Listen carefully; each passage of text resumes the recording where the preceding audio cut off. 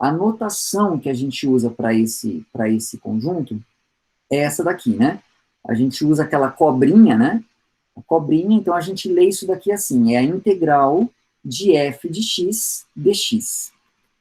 E aí, assim, a primeira vez que eu vi essa notação, gente, assim, gente, mas tá, né? Tá bom. Se você tá falando que é assim que você vai denotar, eu vou fazer, porque vou fazer o quê, né? Eu tô aqui, né? O que você falou, eu tô fazendo. Mas por que botar, por que essa cobrinha, gente? Por que uma cobrinha? Agora, quem que é aquele bendito daquele DX? O que aquele DX está fazendo ali? Né? O que está acontecendo nesse negócio? O que é essa jossa toda? Né? Por que você está usando essa anotação? Né? Por quê? Né? Por quê? Não sei. Né? Por que você não colocou a linha, sei lá, ao invés de colocar a linha na frente da função, colocasse a linha atrás da função? Entendeu? Pronto, ó, a linha na frente é derivada, a linha atrás é integral. Né? Já que é o processo inverso, a gente inverte a posição da linha. Pronto, resolvido. Aliás, era assim que Newton fazia, né? Só que não era linhas. Ele usava pontinho para derivada e crase para integral. Era assim que Newton fazia. A notação de Newton era assim, era maravilhosamente horrenda, né? Newton, assim, Newton foi um gênio, assim, né? Um gênio, um dos maiores da história. Mas, com notações, Newton era, ó, né? Uma, uma beleza, né? Uma beleza. Ótimas anotações de Newton, como sempre, né? Exatamente. E, tá, então, por quê, né? Assim, eu seguramente passei a minha graduação inteira sem ter a resposta para essa pergunta. De onde vem essa notação, né? Por que que ela é assim? Por que cobrinha? Né? O que a cobrinha tem a ver com essa história? Né? Passei, assim, certamente, minha graduação inteira sem ter uma explicação. Né? Se me perguntassem por que o DX, porque a notação é essa. Olha, você não tem que perguntar para mim, não, você tem que perguntar para o cara que inventou isso aí, né? Porque ele é que deve saber. Aliás, o cara que inventou isso aí, vocês sabem quem é? Quem inventou essa notação para integral? Você não sabe dar um chute, assim, né? Já dou uma dica, não fui eu, tá bom? Você já, você já sabe, né? E aí? Riemann. Vitor já deu um chute ali, Riemann. O chute foi bom, né? Mas não foi antes de Riemann. Foi antes. Ó, exatamente, ó. Marcelo, Bruna, foi Leibniz, né? Gottfried Leibniz, a Rafa também está indo nesse, né? É o grande opositor do Newton, né? Rolava umas altas tretas entre Newton e Leibniz, não sei se vocês sabiam disso, mas os caras tretavam mesmo, assim, né? Era um, era um cutucando o outro, um falando mal do outro, era um negócio assim, né? O Newton lá, todo místico, todo, né, cheio da coisa assim, que Newton achava que Leibniz tinha roubado as ideias dele, né?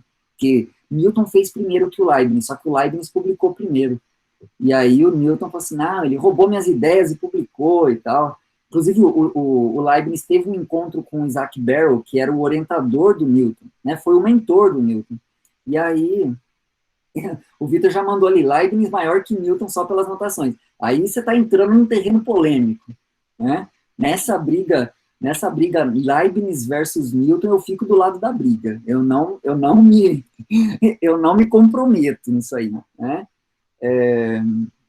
Então, de fato, o Leibniz teve essa conversa com o Barrow, e aí Newton já achou que o Barrow já entregou o ouro para ele e tal, e aí o Leibniz foi lá e publicou. Né? Então o Newton falava assim que não, no dia do juízo final, as coisas vão ser colocadas nos seus devidos lugares, e esse impostor vai ser colocado no seu devido lugar e vai ser punido pelo juízo final, vai queimar no fogo do inferno. Era isso que Newton dizia, né? E Leibniz, que já era um cara mais debochado, assim, ele só ria, né? Só dava risada do Newton, assim, vai, chora, chora, o choro é livre, né? O choro é livre. E, enfim, os caras se pegavam mesmo, né? E de fato foi Leibniz quem introduziu essa anotação. E eu queria mostrar para vocês a magia por trás da anotação de Leibniz. Né? Quem já viu vai rever, quem não viu vai ver. Eu acho que assim, a mim me fez muita falta ter alguém me apresentando isso. Eu com certeza teria tido uma relação com essa notação muito mais amistosa do que eu tive se eu soubesse, porque devem estar os dois queimando junto. Ah, certeza, tá os dois abraçadinhos lá hoje, né? Os dois estão lá. Só para cutucar os físicos, a gente vai com Leibniz. Então, pois é, né? Mas o Leibniz, ele era mais filósofo do que matemático também, Gustavo. Eu preciso te alertar em relação a isso, assim. Tanto que as ideias que o Leibniz trouxe para o seu trabalho eram ideias que não eram bem aceitas na matemática. Eram ideias mais assim, metafísicas mesmo. Então ele era um filósofo mesmo, né, assim, mas obviamente que, né, agregou muito para a matemática com as suas ideias e com tudo que ele fez. Mas, é claro, tá mais um, com certeza. Isso, né, aliás, essa é a grande diferença entre Newton e Leibniz, né? Newton é físico, típico físico mesmo, né? Já Leibniz já é essa pegada mais filosófica e tal, mas concordo com você, está bem mais próximo da matemática do que da física. E então vamos lá. Por que que Leibniz denotou dessa forma? A gente enxerga a relação, a gente enxerga o motivo por que Leibniz denotava a integral dessa forma, quando a gente olha para a notação que Leibniz tinha para a derivada. Afinal de contas, são processos que estão intimamente relacionados. Um é o inverso do outro. Como que Leibniz denotava a sua derivada? Né? A derivada, a notação que Leibniz utilizava para a derivada, era uma notação assim, ó.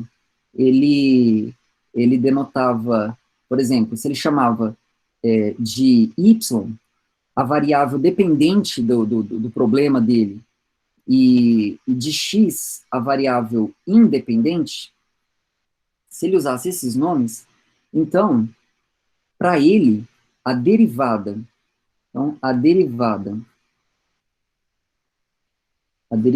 né, de y, para Leibniz, a notação mais apropriada para isso era assim, ó,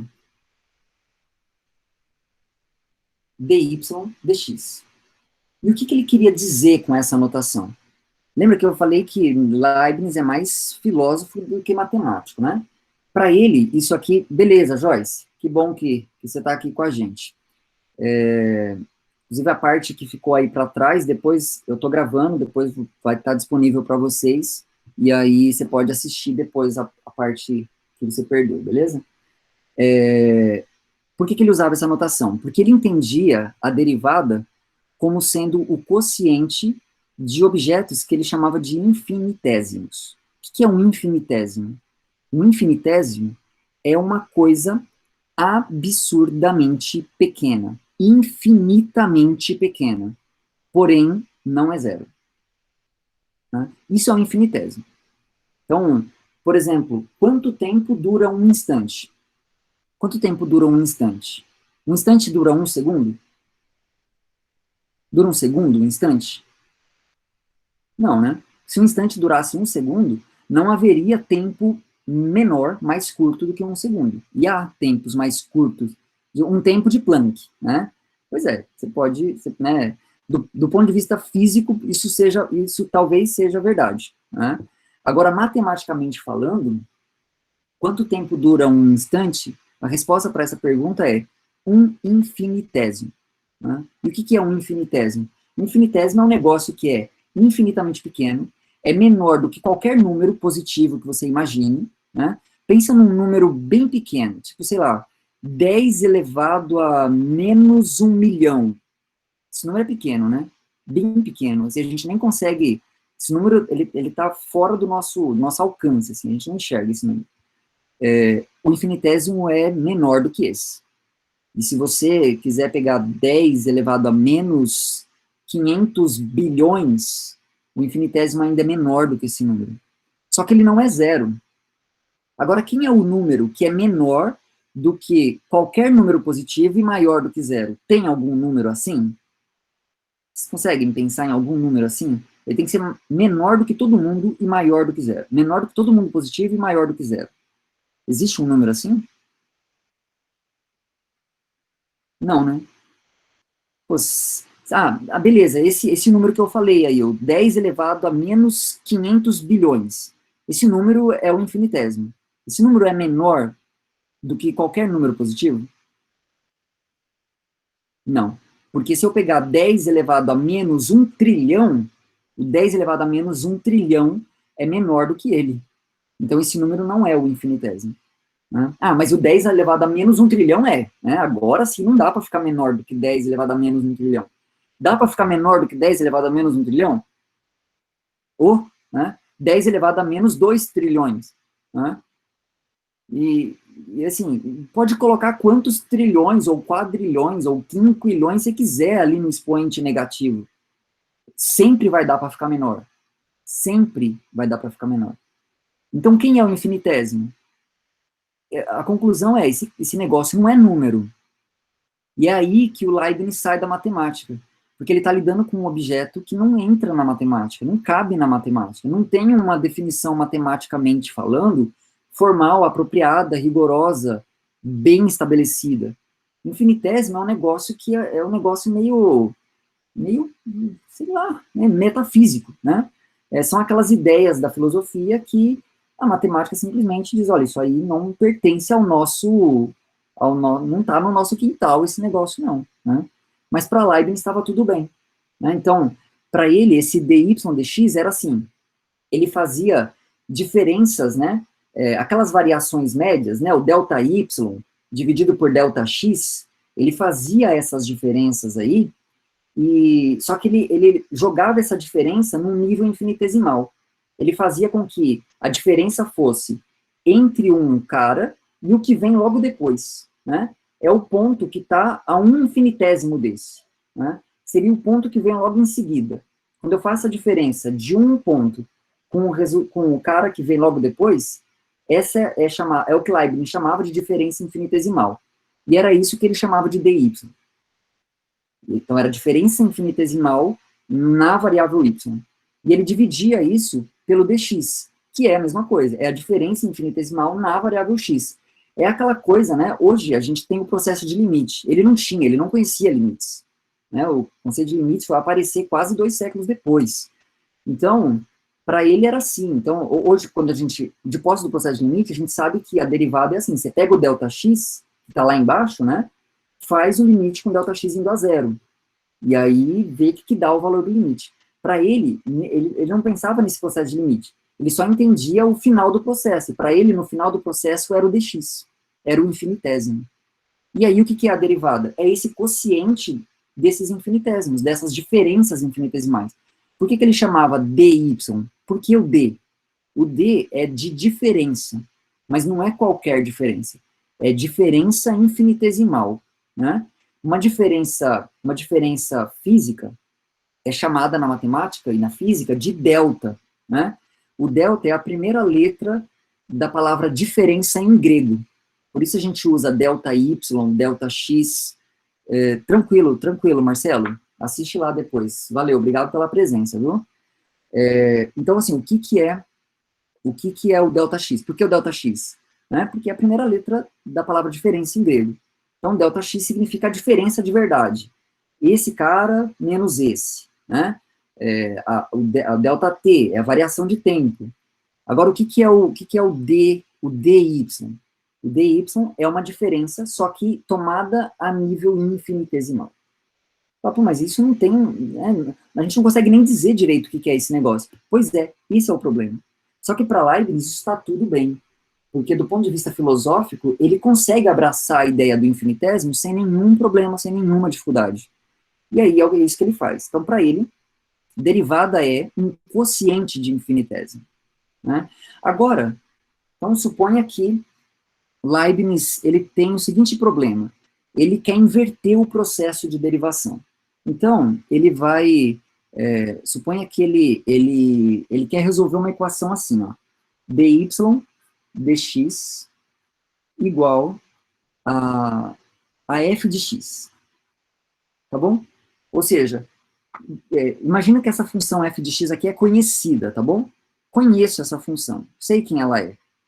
O que eu estou perguntando aqui é, quem é y tal que, quando eu derivo, o resultado dá essa função, certo? Percebem aqui a questão do processo inverso da derivada? Eu tenho o resultado, eu conheço o resultado da derivada. Eu quero saber o que eu tinha antes de derivar. Consegue enxergar assim, a necessidade aqui de fazer esse processo inverso? Para Leibniz, isso era extremamente natural. Então, o que ele faria aqui? Olha, quero inverter esse processo? Entendam, para ele, isso aqui é um quociente de fato. Isso aqui não é... Hoje a gente sempre fala assim, ó, dy sobre dx, mas, ó, isso não é um quociente, isso é só uma notação. Seu professor de cálculo não falava isso a vida inteira? Não fala isso a vida inteira? Né? É só uma notação, gente, não é um quociente. Se fosse Leibniz, ele dizia assim, que é só notação, que isso é quociente, sim, só que é quociente de infinitésimos, né? Por que a gente não aceita isso como um quociente de fato na matemática? Porque a gente não consegue definir matematicamente o infinitésimo. Essa é a razão, né? Mas para Leibniz, isso aqui é um quociente. E se você tem um quociente e você quer isolar o y, o que você tem que fazer com o denominador? O cara que está dividindo, você quer isolar essa expressão, o cara que está dividindo, você vai fazer o que com ele? Você está resolvendo uma equação, e aí tem uma fração, tem um cara dividindo lá embaixo. O que você faz com o cara que está dividindo? Né? Pode falar, gente, ou escrever no chat, se preferir. O que você faz? Claro, tô dividindo, passa multiplicando. Era isso que Leibniz fazia. Então, quero isolar o y? Quero. Então, dx está dividindo, passa multiplicando. Então, vai ficar dy igual a f de x vezes o dx. O que quer que isso significa. Na cabeça do Leibniz faz todo sentido isso. Né? Ok. Isolei o y já? Isolei o y? Não isolei o y ainda. Porque tem um d ali na frente. Agora, o que é esse d? Esse d, falei para vocês, é d de diferença infinitesimal. Né? Se fosse uma diferença física, né, uma diferença real, assim, uma diferença de números mesmo. Se você tem lá uma diferença, por exemplo, y menos alguma coisa, e você quer isolar o y. O que você tem que fazer com essa diferença? Ela passa para o outro lado de que jeito? Então, uma diferença passa para o outro lado somando. Né? Agora, uma diferença passa para o outro lado com soma. Agora, uma diferença infinitesimal vai passar para o outro lado de que jeito? Se fosse diferença, passava somando. Se é diferença infinitesimal, passa somando infinitesimalmente, né? Nem a palavra existe, né? Mas é isso aí. E é assim que ele pensava, né? É assim que ele pensava. E aí, bom, mas aí ele tem que estabelecer uma notação para a soma infinitesimal. Então, vamos lá. Vamos pensar como Leibniz, né? Já usei a notação B para a diferença infinitesimal. Vamos pensar aqui. Qual notação eu poderia usar para a soma infinitesimal? Né? E aí, rapidinho você pensa, já vai dar uma ideia aí de qual notação, né? Se eu uso D de diferença, né? Eu vou usar o que para denotar a soma infinitesimal? O que eu vou usar? Agora é o momento que vocês S, vai. Você vai usar o S, lógico, né? D de diferença, S de soma. Mas Leibniz falava português, então? Não, Leibniz era alemão, né? Leibniz era alemão. Mas é D de diferença em latim. E S de soma em latim, né? Como a nossa língua é uma língua latina, nós demos a sorte de que ficou D de diferença em português e S de soma em português, né? Isso é bem legal, inclusive. Então, é justamente isso que ele vai fazer. Ele vai aplicar uma soma infinitesimal dos dois lados. Então, ele aplica a soma infinitesimal, que ele denota pela letra S. Então, aplica a soma infinitesimal aqui, aplica a soma infinitesimal aqui. Se você aplica a soma infinitesimal numa diferença infinitesimal, o que acontece? Muito simples, corta, corta. Soma, corta com a diferença. Né? Corta, corta. Feito. Isolamos o y. Né? Portanto, isso aqui implica, fazer aqui, isso implica que y vai ser... Então, eu queria isolar o y, né? Consegui. o y vai ser a soma infinitesimal da função f de x, que era a derivada da y, vezes o infinitésimo de x. Pronto, Leibniz vai ser pronto. Então, é assim que eu denoto esse processo inverso da derivação. Leibniz não usava a palavra derivada, tá? Assim como ele também não usava a palavra integral. Essas palavras, elas são posteriores, o uso delas é posterior. Mas a notação foi ele que estabeleceu. Agora, pergunto a vocês, faz sentido a notação do moço ou não? Vou demorar para digerir isso, mas deu para entender. E demora mesmo, Thales. É normal, tá? É normal que demore mesmo. Né? Essas ideias, como eu falei, a gente está falando de conceitos bastante desafiadores, né? Mas vale muito a pena. Né? E aí, assim, o S do Leibniz, não sabemos dizer muito bem porquê, ele foi espichando ao longo do tempo, né? Até que, né, virou a cobrinha, né? Virou a cobrinha. Então, de fato, essa é a razão pela qual nós usamos essa notação.